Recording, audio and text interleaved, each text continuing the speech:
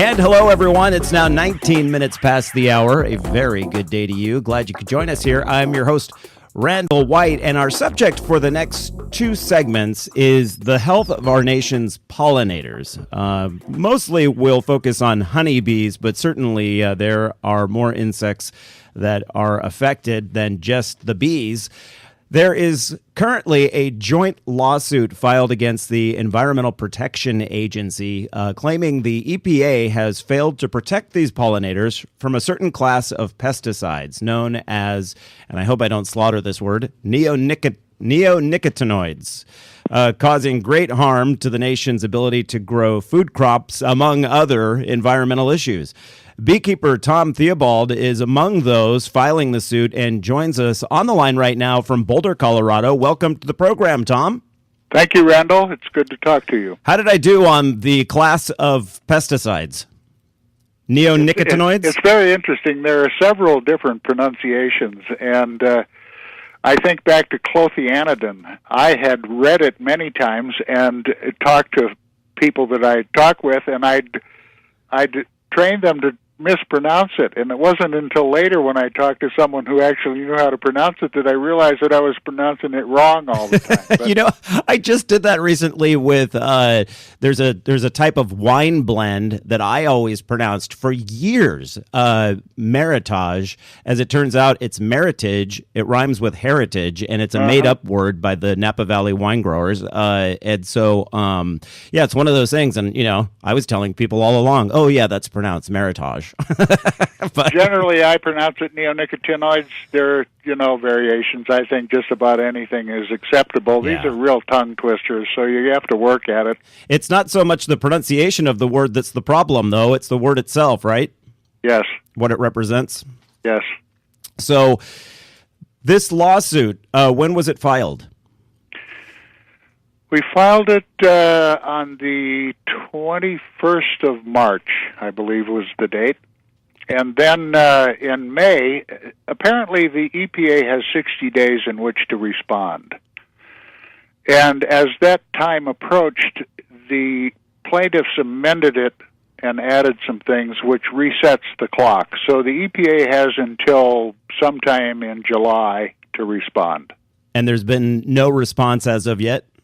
No, not to my knowledge. I'm one of the beekeeper plaintiffs, so the legal end of it may have had communications that I wouldn't be aware of. But as far as I know, no, there's been no response. It's a joint lawsuit. How many plaintiffs are there total? Do you know? Well, there are several environmental groups and 4 beekeepers. Mm-hmm. All from the Colorado area or throughout? No. The beekeepers are Jim Doan of New York State, and Jim is the first beekeeper of national renown to finally give up.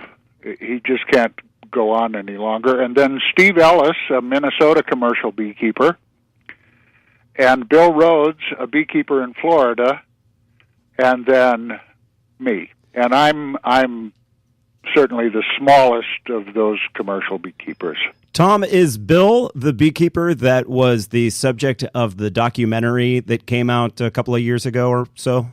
Well, Bill's been visible on a number of things. I believe he was in the first of the documentaries called The Vanishing of the Bees. Yes. Mm-hmm. And I had a small spot in that as well. I remember there being a beekeeper from Florida, and that's why I asked. That would be Bill. Yeah, yes. That's an excellent documentary. And then there was one that came out after that. Do you find that in recent years, perhaps because of the colony collapse issue, that the health of bees has become sort of a popular concern among people in the United States, or do you feel that enough people still don't understand the depth of the problem?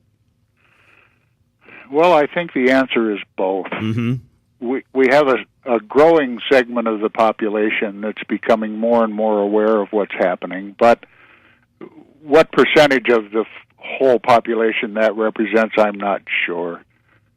But we do have a much more knowledgeable public than we had 2 or 3 years ago, simply because of the exposure that this question is getting on programs just like this, and through documentaries and through news items, and people are beginning to come to understand the magnitude of these problems that we're facing.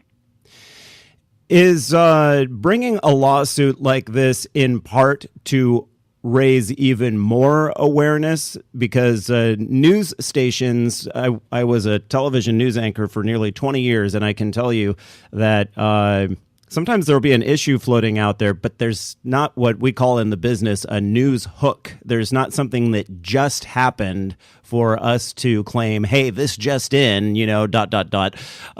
When a lawsuit is filed against a federal agency as large as the EPA, it creates a news hook, and all of a sudden this story moves into the forefront and becomes something that news agencies are more likely to cover.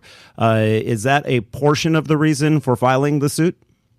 Well, it may be, but I think on the part of the beekeepers, it's an act of desperation.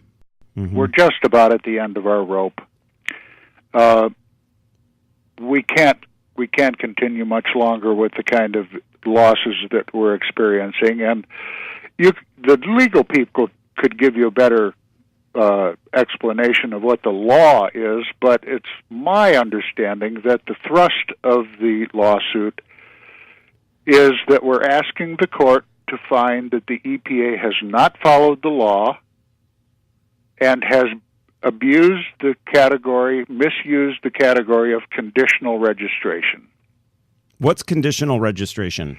Well, conditional registration is an element that was included in FIFRA, the overarching law, the Federal Insecticide, Fungicide, and Rodenticide Act, and it provides for the release of a product to the market with questions that have yet to be answered. Now, that makes sense in an administrative way. If you have a product that has some minor things that have to be resolved, it doesn't make sense to withhold it from the market while you handle those administrative things. So, maybe labeling changes or certain things that have to be addressed. What's happened, though, is that about 2/3 of the pesticides that have been released to the market in the past 10 years have been released under conditional registrations, and many of those with major questions as to safety.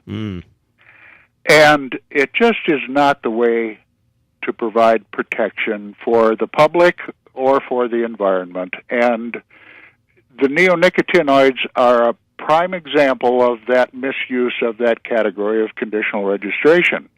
Clothianidin is a good example, and I was one of the instigators in the controversy back in 2010. I wrote an article for Bee Culture magazine calling into question what is generally referred to as the life cycle study. And this is a study that was to have been completed within a year after clothianidin was released to the market. And in fact, the EPA scientists said that there should be a life cycle study completed before it was released to the market. But the management decision was to release it to the market under a conditional registration. Well, it stretched out for several years, finally was submitted, and the EPA tried to hide it, claiming they didn't have it. Well, finally, the Natural Resources Defense Council filed suit to dig it up, and suddenly it appeared. I found it at about the same time on the internet and during my investigations, and if you looked at that study, it was really scientifically unsound. Yeah, Tom, we're going to have to pick this up on the other side of the commercial break. We are talking with Tom Theobald. He is a beekeeper, part of a large lawsuit filed against the EPA regarding the health of our pollinators here in the U.S. Drink, Explore Media has an important date we want to share with you. Saturday, July 13th. We invite you to join us at a craft beer and food event like no other. At last count, generous samples from more than 70 breweries will be paired with local culinary treats for the 2013 Breast Fest along San Francisco's waterfront at Fort Mason. Going on its 14th year, the annual Breast Fest has grown dramatically, raising money for an incredibly important cause, providing free, complimentary treatments for women battling breast cancer. The Charlotte Maxwell Clinic offers services such as acupuncture, massage, organic foods, and transportation. The clinic's core mission to provide relief from the terrible side effects of cancer and its treatments. Eat, Drink, Explore Media is very proud to be among the main sponsors for this year's event. For more information, go to thebreastfest.org.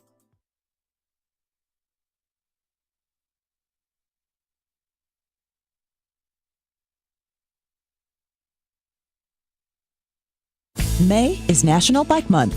Now, I used to be intimidated at the thought of biking to work. I worried about my outfit, the traffic, and the time, but my expanding waistline and rising gas prices helped me rethink that position. And last May, I tried riding to work. What an amazing change. In the years since I started riding to work, I've lost weight, saved money on gas, and canceled my gym membership. You should try it. Here are a few tips to help you get started. Alter your route for biking. Cars and bikes are both vehicles and both have a right to the road, but you'll feel more comfortable and more able to enjoy your ride if you choose less traveled streets. Ride with a friend the first few times. Someone who has experience biking to work. They'll help you figure out how to carry your clothes, where to park your bike, and the easiest way to get to the office.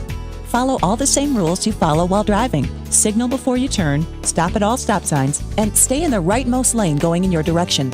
Biking to work is fun, easy, and enjoyable. Try it.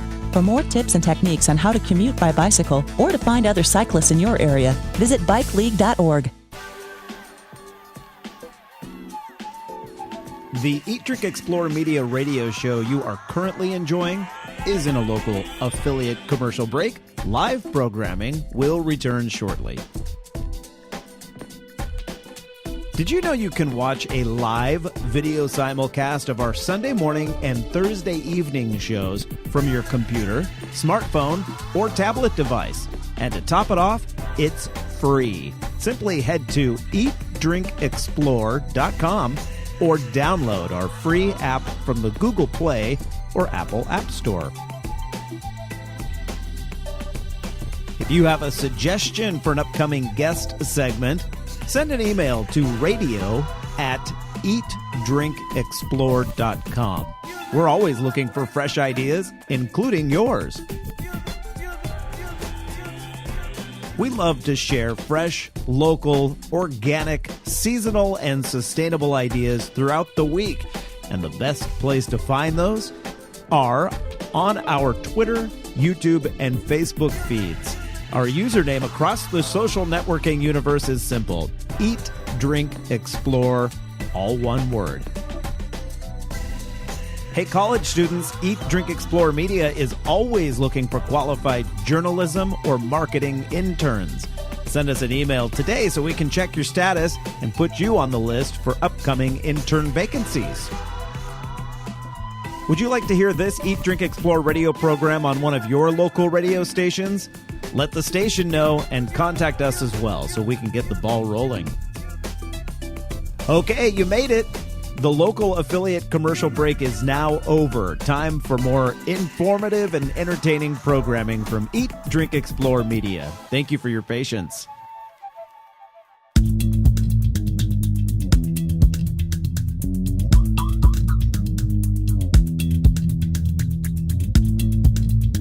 Welcome back to the Eat, Drink, Explore radio network. Here now is your fabulous host, Mr. Randall White.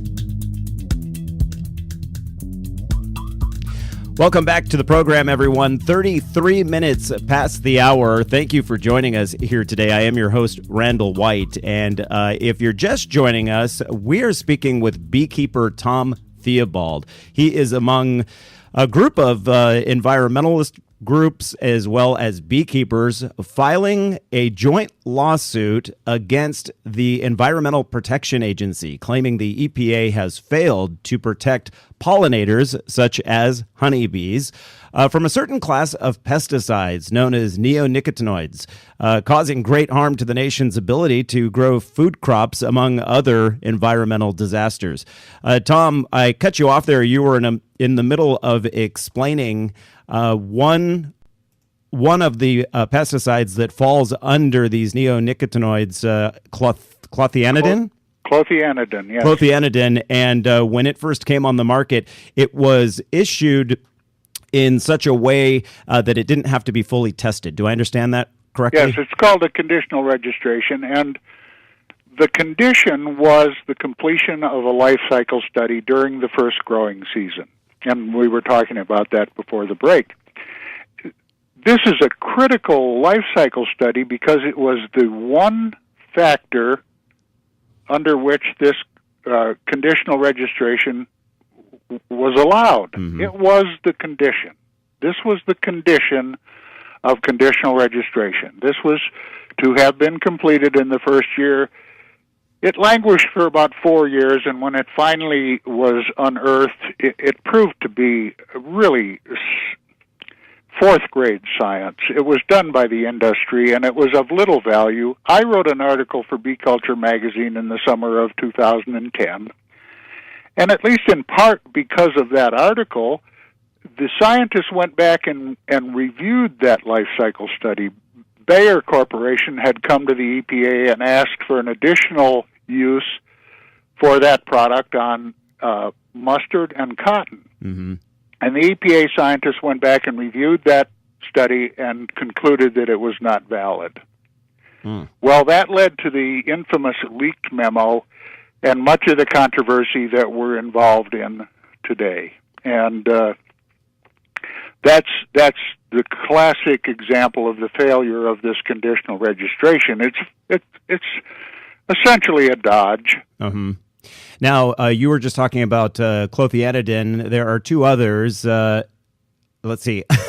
Imidacloprid? Imidacloprid and thiamethoxam. I'm going to leave it up to you to say the names of these chemicals. I've been practicing these things, so right. I feel like I know what I'm talking about. So the USGS released a pesticide map, series of pesticide maps for these three specific pesticides, which then you all have taken and animated to show from roughly, for one of them, at least as far back as 1999 through 2009, how these pesticides have grown in use and spread throughout the United States. Yes. And those are available on the website bouldercountybeekeepers.org. It is worth it to look at them. Here in California, it looks like the middle one, the imidacloprid, really has some heavy use in California. What are the crops that primarily is used with? Imidacloprid is used. The focus for imidacloprid is more toward urban and suburban uses. The major agricultural culprits are clothianidin and thiamethoxam, although there's overlap. But it's interesting, in California, last year, the California Department of Agriculture did sampling of the surface waters, and they found that 89% of their samples were contaminated with imidacloprid. Now, you have to remember, these products are highly toxic. They're water-soluble. They migrate with the groundwater. They accumulate with successive uses. Tiny amounts can have profound effects. And the Dutch toxicologist Henk Tenekes believes that the effect that they have on the synapses is cumulative and irreversible. And what that means is there is no safe dose. That's frightening. Well, it is frightening, and there's something we ought to talk about here since we're talking to a California audience. Given those things that I just said, in 2012, the EPA approved the use of clothianidin as a seed treatment and a foliar application on rice. Now, Californians know how extensive those flooded rice fields are. Mm-hmm. Here we have a product that's water-soluble, migrates with the groundwater, can be taken up by non-target plants. These rice fields are interspersed with the almonds, They're in the area where the queen breeding and packaged bee production industry is located. And again, the sampling of groundwater found imidacloprid in 89% of the samples. It's likely that clothianidin would be the same. We quite literally have poisoned the earth with these products. We have a lot of water transportation here in California. The bulk of the rainfall happens in the northern half of the state, and also in the form of snowmelt from the Sierra Nevada, which all passes through the areas where we have heavy rice production, and then is transported to the rest of the state, Southern California, and the desert regions for irrigation. So I'm just guessing from what you're saying, these chemicals can then get into that water and be dispersed throughout the state. Yes. What is I'm not a scientist, but doesn't a chemical typically have like a half-life, and then at that point... Yeah, that's very interesting. And if you look at the industry side of it, they would tell you that the half-life is very short, but the science doesn't show that. Mm-hmm. California, again, did studies of the half-life of clothianidin, and at the end of 5 years, there was no deterioration, so they couldn't calculate a half-life. Go ahead. In Saskatchewan, they did half-life studies and concluded that the half-life of clothianidin was 19 years. That means that at the end of 19 years, there's still half of it left. If you extrapolate that, it means that it would take the soil a little over a century to purge itself of that product. And again, tiny amounts can have profound effects. Last Sunday, we spoke with Executive Director Scott Hoffman Black with the Xerces Society on the Eat, Drink, Explore radio program, and he mentioned that one of these chemicals is under consideration here in California, and I believe he said it's for use with rice. Well, that's already been decided. Oh, yes, it has. I listened to the interview with Scott, and that's the decision that the EPA made in 2012. That decision has been made. They have approved the use of clothianidin on rice as a seed treatment and as a foliar application. We're speaking with beekeeper Tom Theobald. He's with the beekeepers of Boulder County in Colorado along the Front Range there. I'm a former resident of Boulder County, and I have to tell you that you live in a wonderful, wonderful area of the nation. It's so beautiful there. No, it's ugly. Don't tell them. Don't tell anyone, especially Californians. Tom, you were mentioning it was either Jim Doan out of New York or Steve Ellis out of Minnesota that one of those beekeepers has given up. He's given up because he can't keep his colonies alive? Jim is a third-generation beekeeper. His grandfather started the operation, and several years ago when these neonicotinoids first hit, Jim had an operation that consisted of 5,300 colonies. He provided about 10% of the pollination for New York apples. He was hit with these neonicotinoids, and it knocked him back to 300 colonies. He ponied up his resources, and he bought 2 semi-loads of colonies, and he split them heavily and got his numbers back up to 3,300. It's been downhill since, but as of this spring, he still had 1,100 colonies. He winters them in Florida. He brought them up from Florida, and within a month, he was down to 300 colonies. He'd been exposed to contamination by corn dust, planter dust, and this has been going on all over the country in southeastern Canada, and Steve Ellis is one of those beekeepers who've been severely impacted by this. We did an interview with Steve, and there's a video on the Boulder County Beekeepers website of his experience. He had 1,300 colonies that have been severely impacted by this planter dust. Now, the bumblebee kill has gotten a lot of exposure, and certainly the death of 50,000 bumblebees and 300 colonies of bumblebees is significant But these sorts of incidents have been going on for years throughout the season for beekeepers, and Right. the financial impact is substantial. And what an impact it has on our food. I'm so glad we had 2 segments with you today to get some of this information out. Tom Theobald, if you want more information, folks, bouldercountybeekeepers.org. We have a link at eatdrinkexplore.com under today's program summary. Tom, thank you so much. I really appreciate having you on. We have to have you on again on a regular basis. Thank you, Randall. I'm happy to talk about it whenever I get the opportunity because it's important that people understand what's happening. And when they go to Boulder County Beekeepers, it's Tom's Corner. Tom's Corner. It's in the toolbar at the top. There we go. We're back in just a moment.